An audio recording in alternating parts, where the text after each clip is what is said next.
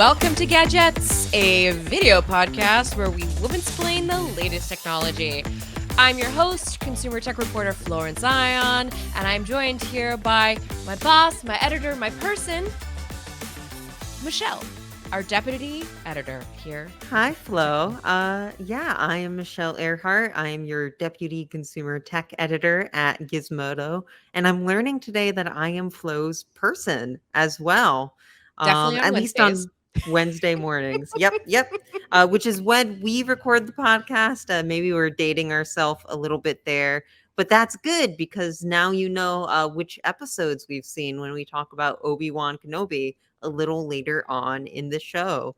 But before That's that, right. we have a couple of topics this week, including our dearly departed friend that Flo is memorializing in her background. Internet Explorer, at least on the day that we're recording, has officially moved on from this world today. Maybe far in the future, some ghost of it will visit us again. But yeah, time to upgrade to Edge if you haven't already. And if you haven't already, why not? We'll talk about that a little bit later in the show. But we're also going to talk about adaptive controllers today because our friends at 8-Bit Dough have a new one. And we figured this is a great opportunity to talk about all sorts of accessible devices that help all sorts of people game. So before we move on with the show, Flo, any comments? Yeah, why did I decide to take care of 2 Tamagotchi at once? That Like, sounds I like a don't have full time. enough with a Don't you have a human child. child that I you're have a taking human care of? child. Yeah. Yeah, sometimes my husband likes to make a joke. He'll say to Mona, "Mommy is busy with your siblings right now." I'm sure that's not going to give her a complex as she gets I know she's older. gonna go to therapy because of it. I'll pay for it. It's fine. I'll take care of it. Well, without further ado, then, let's take a quick break. And when we get back, we will talk about our dearly departed Internet Explorer.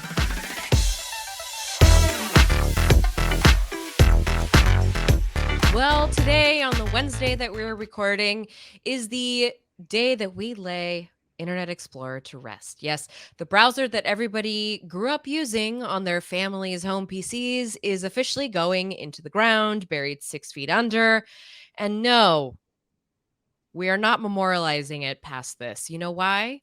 Because Internet Explorer is actually, why Microsoft got in trouble in the 90s for all that antitrust madness that was going Including on. a free browser with your operating system? I What are know. you doing with I that? That know. How could you force blows that on my people? mind. How could you force I'm that on actually people? like, can you imagine if they had that same kind of like vigor with pursuing antitrust in tech today? It's not bad that they went after Microsoft, but it's amazing what was considered an antitrust breach back then as opposed to now. I But agree. yeah, poor Netscape Navigator, Internet Explorer killed it, and then Internet Explorer was almost immediately killed by Firefox and Chrome, and has over the past couple of decades been referred to as the browser that you use to download Chrome, which makes sense then why Microsoft has moved on to Edge, which is its Chromium-based browser, and is now trying its best to move over any lingering Internet Explorer fans as well. Yes, although I don't know if it's fans more out of just folks stuck with it as a necessity, because shockingly, and you'll read this in the show notes, we'll link to Philip Tracy's coverage of this the very last day of Internet Explorer. Shockingly, there are still some government agencies, financial institutions, and manufacturing and logistics companies in Japan that use Internet Explorer, and they are Mm-hmm. desperately seeking help to figure out how to jump ship from this sinking ship. That's wild. You can 40 tell the level of tech familiarity in Mhm. government just by that, because Internet Explorer, while it is going away, will live on in some weird Obi-Wan Kenobi blue ghost form within Edge. There's going to be Blue an Internet Ghost. Explorer legacy mode. Thank you. that will sort of mimic Internet Explorer's look, and that will allow you to use websites that are tuned for Internet Explorer to the best ability within it. And also, I believe in Microsoft's announcement, it said that Internet Explorer for government is not planned to go away quite soon. Although, if you can hear the sirens in the background behind me, that might be the ambulance rushing to Internet Explorer's side. I'm sorry, Flo. I record in New York. I thought you were going to say the ambulance is still using Internet Explorer on their onboard computers, which I wouldn't be surprised by that. But Flo's, government what is agencies. your experience with Internet Explorer? Because I believe we were talking a bit before the show. I believe we both have a couple of anecdotes about this. Yes, and for me, it has a really soft spot in my heart because back in the day, I would make websites on Internet Explorer, and I'd have to very specifically let people know which version of Internet Explorer to use to see my NSYNC, Papa Roach personal website. And then also at one point, I ended up managing a couple band websites in high school because that was the thing to do in the That's 2000s. amazing. Yeah, and I should also say that Internet Explorer is living on through my personal virtual machine because last year, before I started here at Gizmodo, I recreated my computer from 1999, which, by the way, is very easy to do. All you have That's to go is in a virtual wonderful. machine. You just set up. You go, I want this many megahertz. I want this Hmm. processor in there. Okay, and it works perfectly fine because it's on my modern day computer. And so I'm still using Internet Explorer there, and it is hilarious how no modern website works on the browser of yesterday. Hmm. Mm. I've used virtual machines primarily to test out gear before, but I Mhm. haven't ever thought about like using it to recreate a retro experience. I've seen it done before. I just haven't like jumped onto that myself. What is it like using Internet Explorer in the year 2022, I mean, Flo? it is frustrating, but you know what? I feel like we should do an episode about this in the coming weeks because I would love to walk you through how I've managed to recreate some That would be a experiences. great usage of our new video format. I agree. I But agree. in the meantime, before we move on to our next segment, I want to share my own Internet Explorer story, which I know is I think is pretty fun. So back in the day when we first got the internet in my house, it was via dial-up on AOL.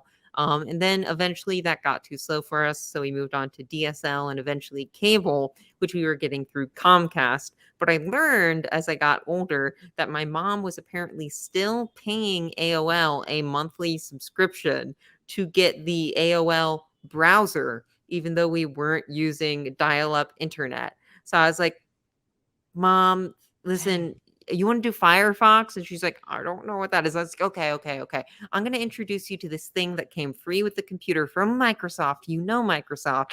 That's called Internet Explorer. And it's a lot more modern. It's Explore funny the to call internet. Internet Explorer modern. It's a lot more modern than AOL and it's free. So you're not paying for internet twice. And she's like, oh, but I like the little news stories that they pop up in my feed. And I can just click a box and go to my email and just like, oh gosh, a lot of people hate those. But tell you what, I'm gonna tell you about this thing called iGoogle. You know Google, right? And Google is this thing Google used to have where you could set up your own Google homepage where you Also, could rest in peace. put a bunch of widgets on it that would basically allow you to create your own custom like Yahoo or AOL style landing page. So I made I that for missed my that. mom and then she used Internet Explorer for the rest of her browsing years. And that's the big like tech teen victory that I had in my household. I think that was very nice of you to help your mom out with that, actually, just help her recreate the experience. I really want to cry though, because I really miss iGoogle. I I miss wish I had that iGoogle as now. well. Mhm. Yeah. Everyone wants you get a similar experience on smartphones actually, which might be why they've killed it. You just got to get a little dock next to your laptop. But speaking of hardware, we are going to talk about next the new 8-bit DOE Lite SE adaptive controller, which is made for gamers with limited mobility, which we think is a really nice, neat, emerging field that we've seen in the controller space, and we just want to gush about it a little bit. So we're going to take a quick break and come right back to that.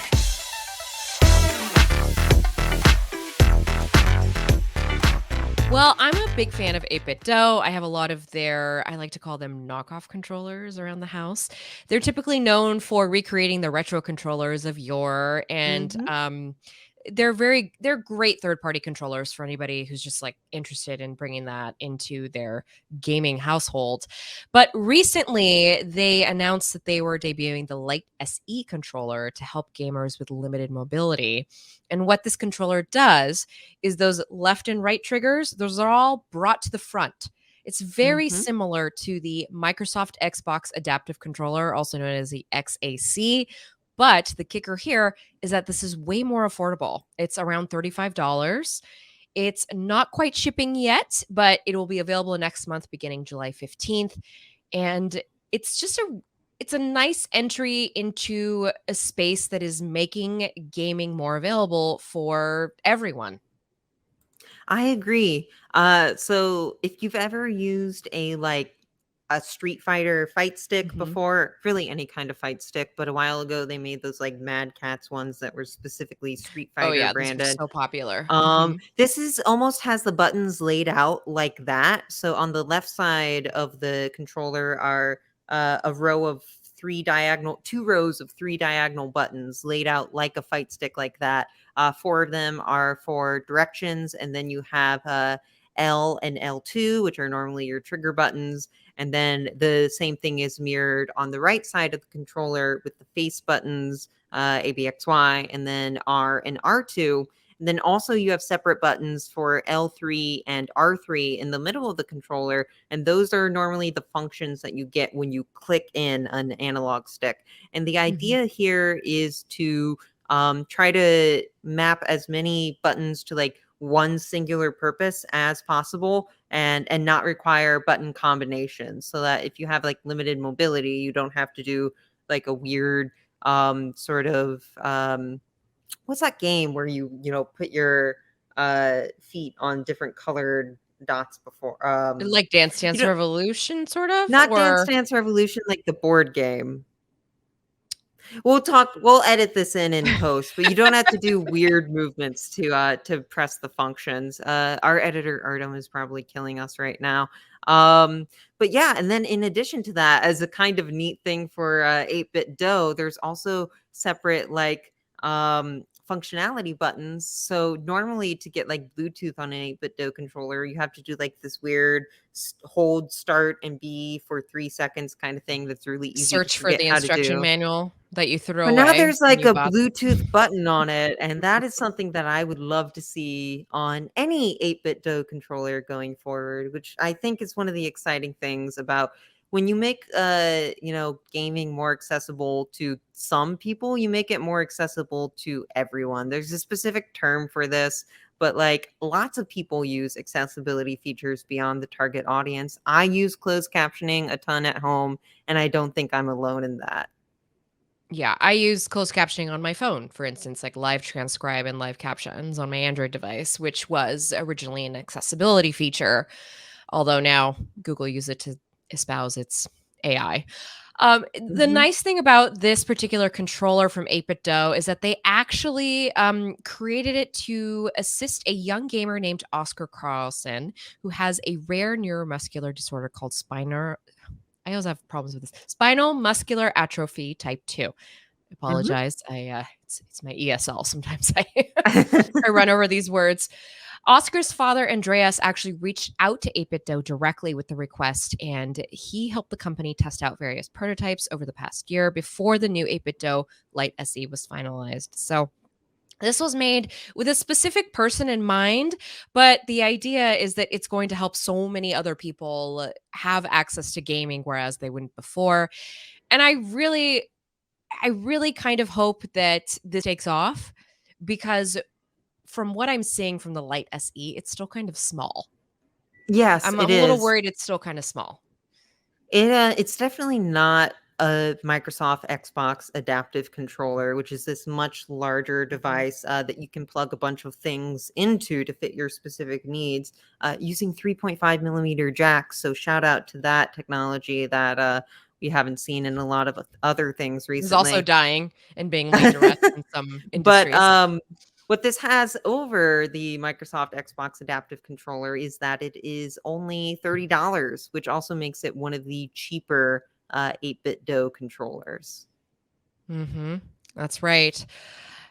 I I want this. I wanna get one I and want check it this out. too. The unfortunate thing, one other unfortunate thing about this one is that it only works with Switch, Android, and Raspberry Pi.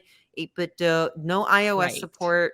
8-bit DOE is very finicky on which controllers will work with which devices. And it's kind of unfortunate that this is the case. So, in one way, this is a very accessible device, and in the other way, it's a very limited device. So this is obviously something that I'd love to see Sony release its own version of, Nintendo release its Mhm. own version of. It's really cool that Microsoft has done that, especially because Microsoft is big in the PC space as well. And I think adaptive controllers are just something that companies are going to need to take into stock going in the future. We've seen a lot of improvement in the games themselves, like the Sony first party games, Spider-Man and stuff have a lot of really cool accessibility options in the software. I think now it's time to start thinking about the hardware in addition to that.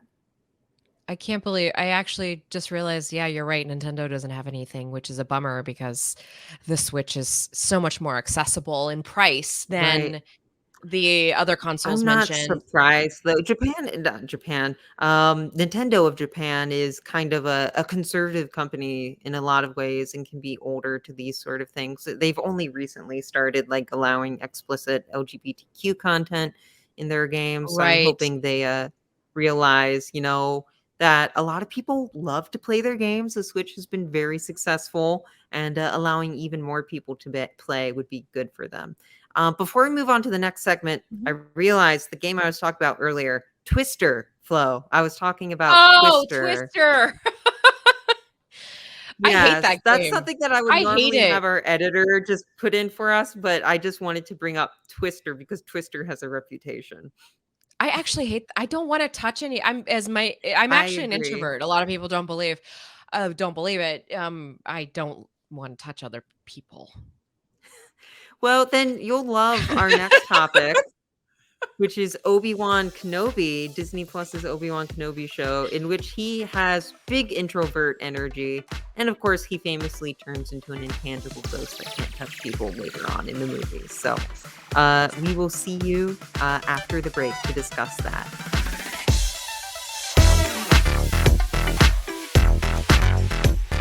Well, hello there, Flo. How are you? It's me, Ewan McGregor as Obi-Wan Kenobi.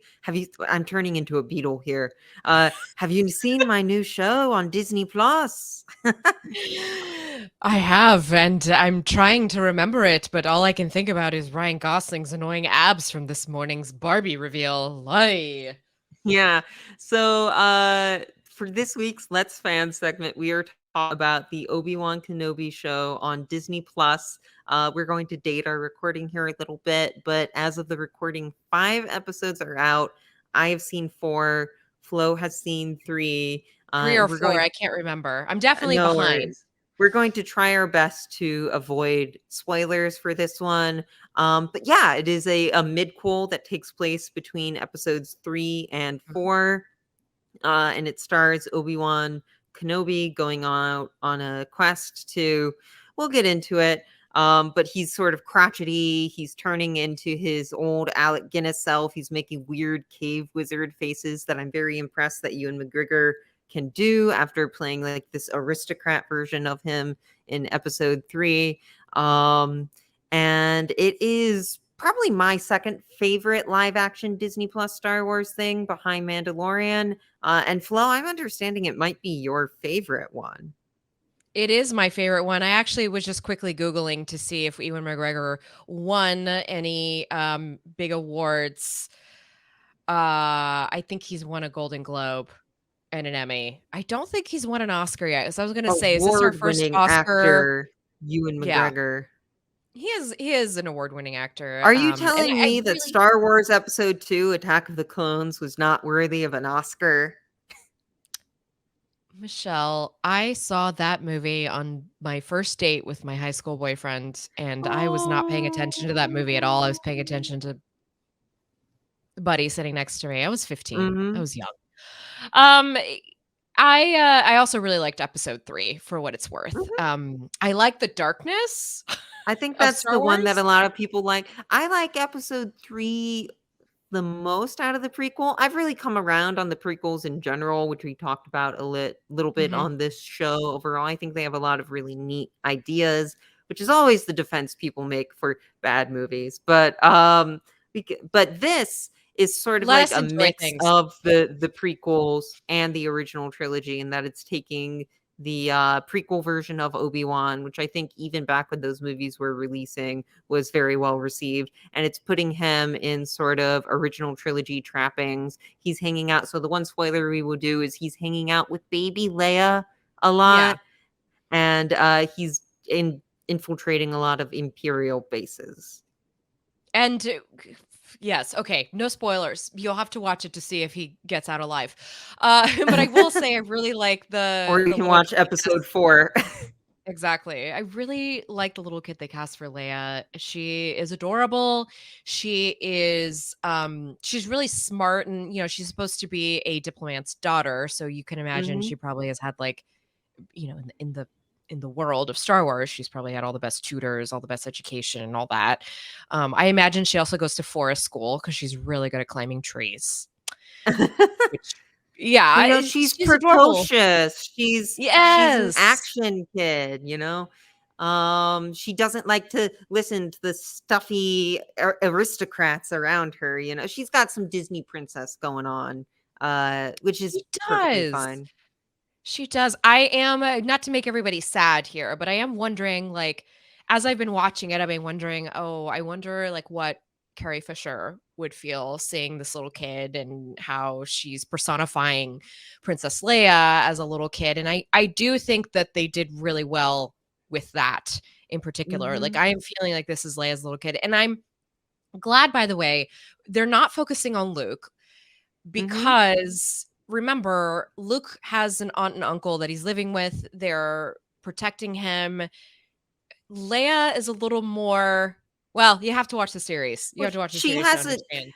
she has a guarded life in her castle, but she's also a high-ranking politician's daughter, which opens her up to a lot of Precisely. the realities of the world. But no, Versus a this is farm cute. boy. This is cute. It's cute seeing Obi-Wan being like, "Leia, I have to watch Leia. I thought I was just watching Luke. You want me to do 2 things?" But it's also cute seeing their interaction, at the start of episode 4, Leia clearly knows Obi-Wan in some way, and it's fun seeing how she does that. The thing that I really like about their relationship in this show, and this is a thing Disney keeps doing with its live action Star Wars things, is, Baby Yoda and Mandalorian have a cute, precious relationship. I won't call him Grogu. He's Baby Yoda. Uh, Yeah. and now Obi-Wan and Baby Leia have a cute, precious relationship. And something I really like about that relationship is Leia is such a little uh, brat to him sometimes. I Yeah. wanted to think of a Yeah. more clever word, in It's much fair. the same way that Anakin was a brat to him. And that both leads into like a lot of fun jokes, but also a lot of like in this show, Obi-Wan's dealing with a lot of trauma about what ended up happening with Anakin. And you can definitely tell that this is his daughter. And it recreates some of that fun back and forth that they did have in the Clone Wars cartoon, where Anakin was the more adventurous, swashbuckling one, and Obi-Wan was the stuffy, I sit back and think, and Anakin, why are you eating bugs? Kind of guy. That is an actual scene in Clone Wars, by the way. No, I know. I was just thinking, yeah, but we can still eat bugs, by the way. If you're allergic to shellfish, though, you can't eat them, as a side note. My husband found this out the um. hard way. Oh no. Well, yeah.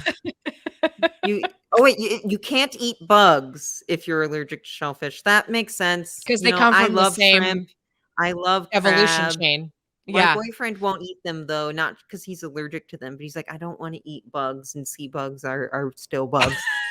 Uh, I am wondering, by the way, in terms of Star Wars universe, so this is leading up to my favorite backstory, which is the Shadows of the Empire backstory, oh which yeah. is maybe my favorite backstory because that's my favorite N64 game.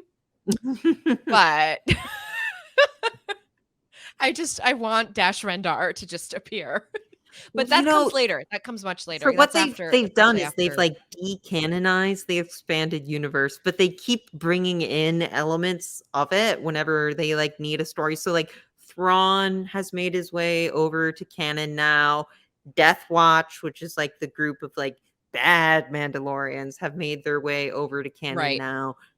They did do Rogue One, which is about getting the Death Star plans, and I think that's what Shadows of the Empire is about as well, and also Kyle Katarn's games. But there's no reason. The expanded universe certainly got messy. Honestly, I could do with the canon being a little messy as well. I would love to see Dash Rendar come in the future. I would love to see who they would hire for that role. That's maybe it'll be Ryan uh, Gosling. Maybe they'll Ryan love how he Gosling. was in Barbie and they'll just be like, "You know what?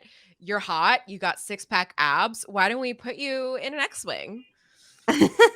I would love to see Mara Jade as well come in the future. Mhm. Although that would Mhm. maybe be weird given Luke's like hermit like attitude in the sequel trilogy. I'm curious to see how they're going to branch all this like um immediately after episode 6 TV stuff they're doing with the sequel series that I don't think ended up being well received on the whole. But we've had that discussion before on this show as well. Yeah. Listen, I am with Mark Hamill on this, okay? We're just going with it. It is what it is. We've got what we've got. Just enjoy your faves while we still have them because like Internet Explorer, someday they will be gone. I'm sorry, I took that in a really dark direction, but No, I think that's a good way to bring the show around.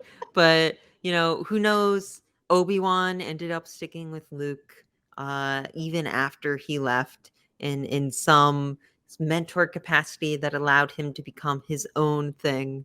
And maybe we'll see the Star Wars Disney canon become its own thing in the maybe future they'll as decide to opposed to just exactly. something that just like mimics what came before. Exactly. Um, and you know, until 2029, you can use Internet Explorer on Edge, so that will still be Yes. with us as well, just like Ewan Exactly. McGregor as Yes. Obi-Wan. Yeah, if your radiology department is still using Internet Explorer, you can still look at those scans, see those bones. So it'll be okay. So, Flo, Obi-Wan ends next week. So we will see how that goes. Hopefully it sticks the landing and we continue to enjoy it. But speaking about sticking the landing, where can people reach you if they want to talk about this You week's episode of Gadgets or future episodes? Yes, and actually, please, if you would like to reach us, you can email us, both Michelle and I, at gadgets@gizmodo.com. That comes into our universal inboxes, so we see everything that you send us. You can find me on social media at Oh That Flow. I'm on TikTok, Twitter, Instagram, all the places. Michelle, how about yourself? You can find me on Twitter at Shell Earhart. It'll be on the screen right now. I know Mhm. it's a very German name, so it's fun to spell. Um, and also at the gadgets at gizmodo.com email that Flo mentioned earlier. Before we go, we would like to thank our producer and editor, Artem Golub, for making us look and sound nice. We'd also like to thank our cover designer, Vicky Lita, for our wonderful Gadgets art. And if you would like to subscribe to us, you can find us on Gizmodo's YouTube page and you subscribe over there, and then you will get our episodes in your YouTube inbox every week. Or you can go to gizmodo.com and check out the show in its entirety, as well as clips from the show. But for this week, that's it for us. And Yep. next week, we'll see what the ending of Obi-Wan has in store for us. In the meantime, please read our lovely writing on Gizmodo.com. Bye, everyone.